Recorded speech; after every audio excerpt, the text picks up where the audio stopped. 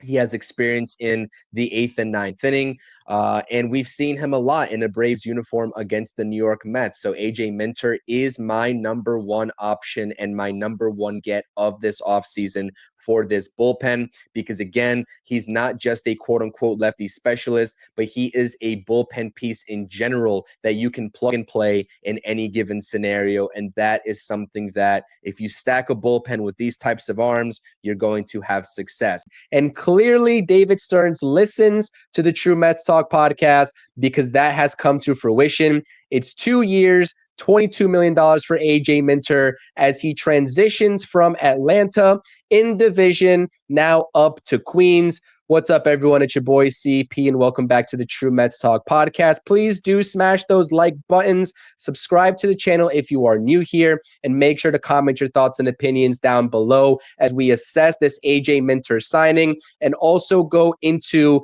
a little bit of a current outlook of the Mets bullpen with AJ Minter's name in it.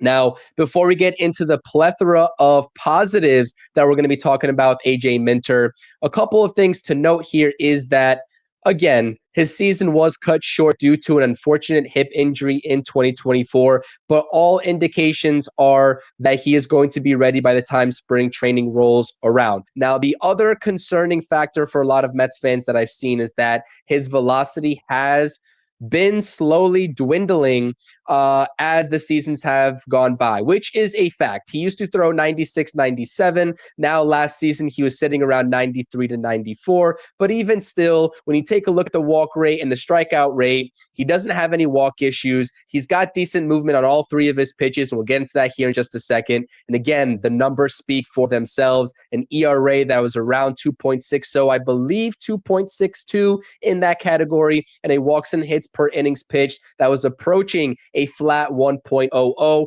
just above it at 1.02. He is a very versatile arm, which is the biggest asset that he is going to provide the New York Mets. He has closing experience. First of all, he has World Series experience in a Braves uniform, which is always awesome to bring into this Mets organization. And again, he's done it all. 7th inning role, setup guy in the 8th inning, you name it, he's done it, which is going to be such an advantage for Carlos Mendoza to utilize when we take a look at this bullpen outlook. Stacking versatile arms into this bullpen is the name of the game, and you're going to have a lot of success, which is essentially what David Stearns is banking on here. Now, going back to the 3 pitches that AJ Minter possesses, it's a 4-seam fastball, a cut fastball, and a changeup. He throws the 4-seamer for about 47% of the time. And again, he sits around 93 to 94 miles per hour with it. The cutter, which dives into right-handed hitters, he utilizes at about 34% of a clip. And then the changeup, which is arguably his best pitch in terms of success metrics that he's had against opposing batters, he uses it for just about 17% of the time. So where do the Mets go here after successfully bringing AJ Minter on board? Now, I know what a lot of fans are probably wondering as it pertains to the next question.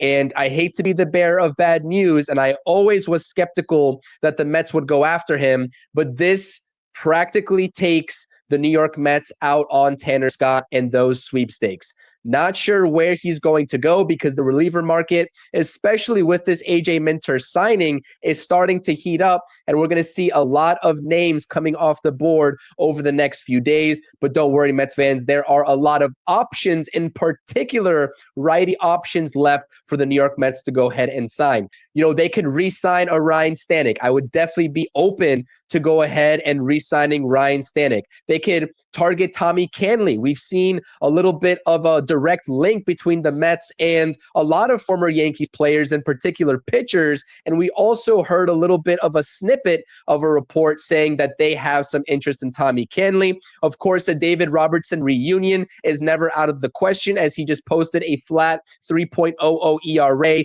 in a Rangers uniform last year. And also Kirby Yates, which I know a lot of Mets fans are very excited about to see if he can end up in a Mets uniform.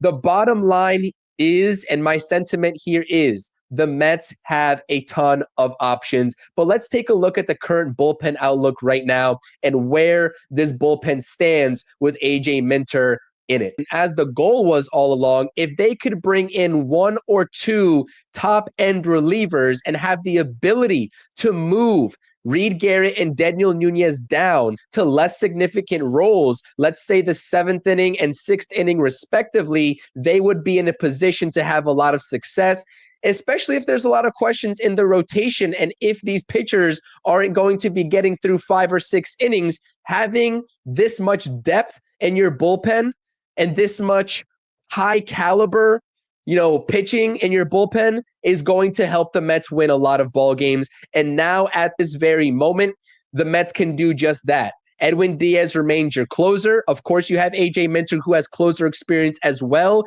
if need be.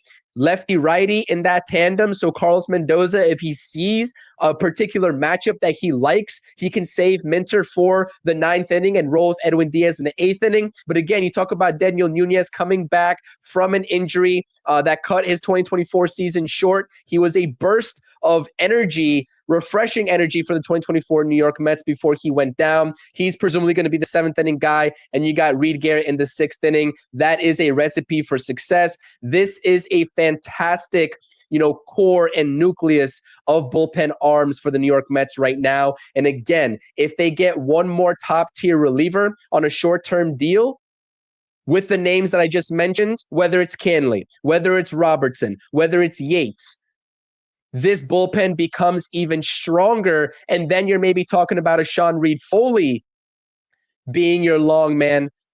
Griffin Canning, I'm not sure what's going to happen to him. Maybe he finds a way into the rotation for that 6th spot. And then you're probably talking about Tyler McGill being AAA depth. That is where you want to be at if you're the New York Mets. So again, fantastic signing. I wanted Minter all along. I've talked about him multiple times on this channel, and David Stearns made it happen. Mets fans, let me know what you think of this signing, what you think of the bullpen, and who you would prioritize next. Smash those like buttons, subscribe to the channel. Until next time, it's your boy CP. I'm out. Peace.